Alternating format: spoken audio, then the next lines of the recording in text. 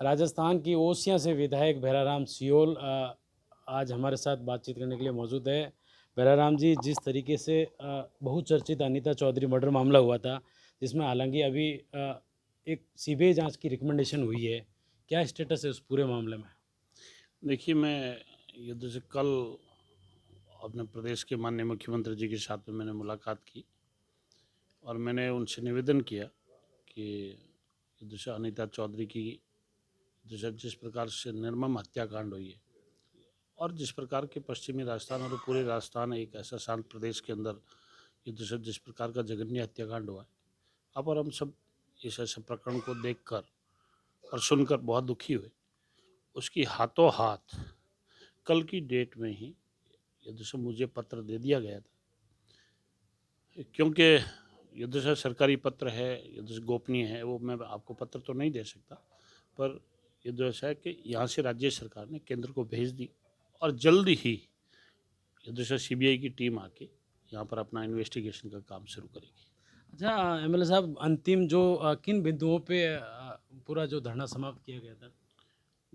हमारी जितनी भी मांग थी, उन ऐसे मांगों को सबको मान लिया गया है। एक तो जैसे मुख्य मांग तो सीबीआई के जैसे केस की थी कि भाई इस प्रकरण की जांच जो है वो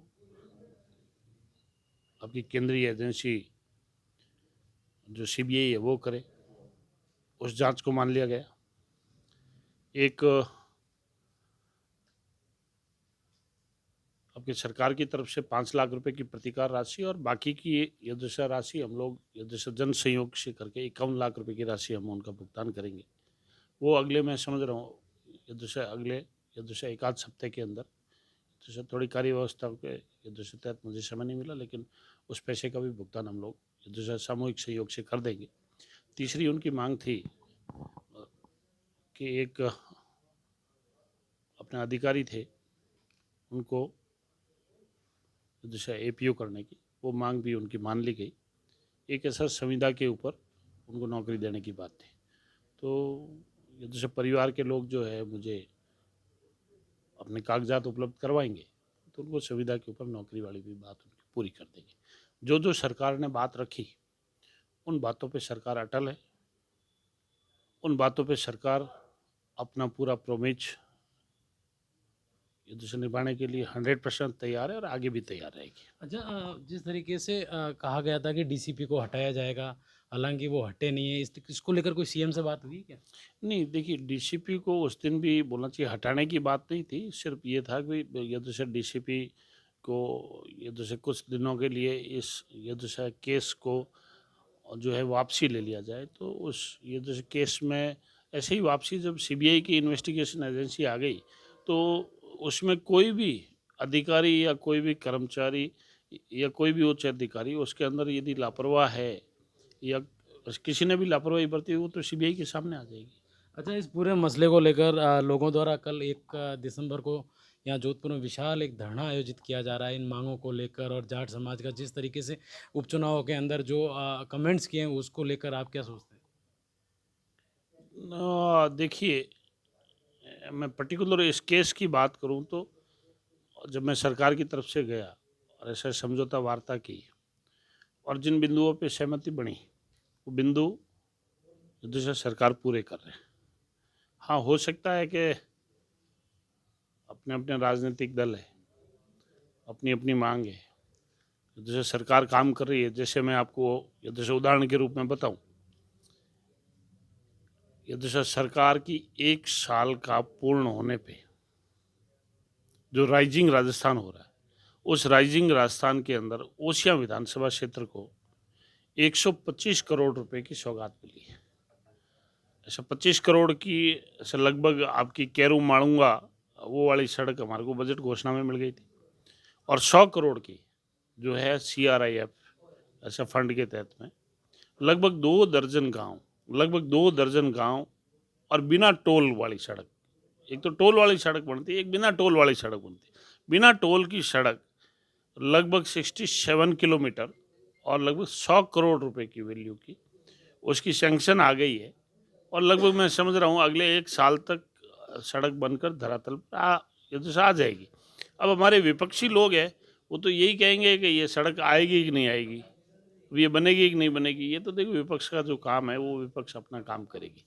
इसलिए मैं तो यदि से प्रदेश के मुख्यमंत्री यदि से माननीय भजन लाल जी और अपने प्रधान सेवक आदरणीय नरेंद्र भाई मोदी जी, अपने जो राष्ट्रीय राजमार्ग मंत्री नितिन गडकरी जी और हमारी पीडब्ल्यूडी मिनिस्टर यदि से है कि हमारे प्रदेश की उप मुख्यमंत्री जैसे माननीय दिया कुमारी जी और हमारे प्रदेश के यदि से अध्यक्ष अपने भारतीय जनता पार्टी के मदन जी राठौड़ साहब, मैं पूरी टीम को ऐसे पूरी भारतीय जनता पार्टी की टीम को और पूरे प्रदेश और केंद्रीय नेतृत्व को इस बात का धन्यवाद देता हूँ कि इसकी सैंक्शन हमारे को कल ही मिली है। 100 करोड़ रुपए की सड़क गाँव के अंदर और लगभग 2 दर्जन गांव जुड़ेंगे और सीधा जिला हेडक्वार्टर से जुड़ेंगे। ये अपने आप के अंदर एक बहुत बड़ी बात होती है और वो भी राइजिंग राजस्थान हो रहा है इधर। और अपने आप के अंदर एक ओसियां विधानसभा के साथ पूरा जिला जोधपुर के साथ पूरे राजस्थान एक बोलना चाहिए विकास की एक नई ऊंचाई छू रहा है और एक जो प्रगति के पथ पर हमेशा आगे बढ़ रहा है। विकसित भारत का जो 1947 का हमारा सपना है उसी में एक ये जो संकल्प है जो ये साथ साथ चल रहा है। अच्छा, एमएलए साहब, 1 साल पूरा हो चुका सरकार को तकरीबन होने आया है। बीच में कुछ मन मुटाव भी रहे, लेकिन स्थिति 1 साल तो निकाल लिया। नहीं, मनमुटाव जैसी ऐसी स्थिति मैंने नहीं सुनी है।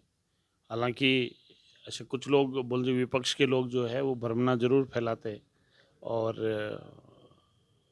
हाँ, एक बात ज़रूर है कि आपके विपक्ष में मनमुटाव ज़रूर है, क्योंकि पिछले उपचुनाव के अंदर जैसे माननीय अशोक गहलोत साहब कहीं पर भी प्रचार के लिए नहीं गए और माननीय सचिन पायलट साहब शायद एक ही बोलना चाहिए दौसा की सीट पर ही प्रचार के लिए गए और जो प्रदेश के मुखिया है यदुशर डोटासरा साहब भी मुझे लगता है कि 2-3 जगह वो भी नहीं जा पाए। तो मुझे लगता है कि जो आरोप आप जो है सत्ता पक्ष के ऊपर लगा रहे हैं, ये आरोप तो हम उनके ऊपर लगा रहे हैं कि विपक्ष एकजुट नहीं है।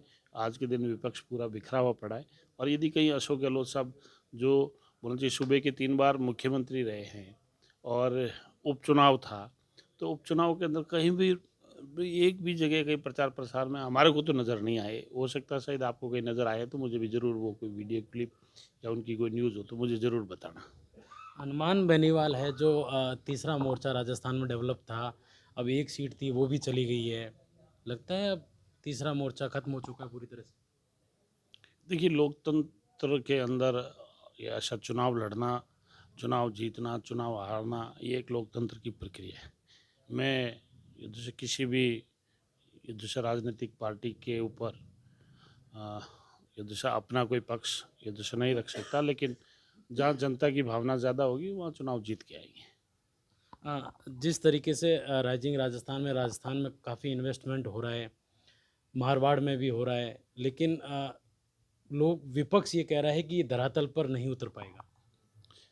नहीं, विपक्ष को तो इसलिए ये जैसे विश्वास नहीं है कि उन्होंने अपने टाइम के जो बोल जी एमओयू किए वो धरातल पे नहीं हुए, वो धरातल पे नहीं उतरे। हाँ, बोल जी राज्य सरकार की कोई ज़मीनों का बंदर बाट है वो कांग्रेस की सरकार ने ज़रूर किया होगा, लेकिन ये जैसे भारतीय जनता पार्टी की सरकार ने पहले ही साल के अंदर जब राइजिंग जैसे राजस्थान का कार्यक्रम लेके आए तो हमारे पास में पूरे के पूरे 4 साल पड़े।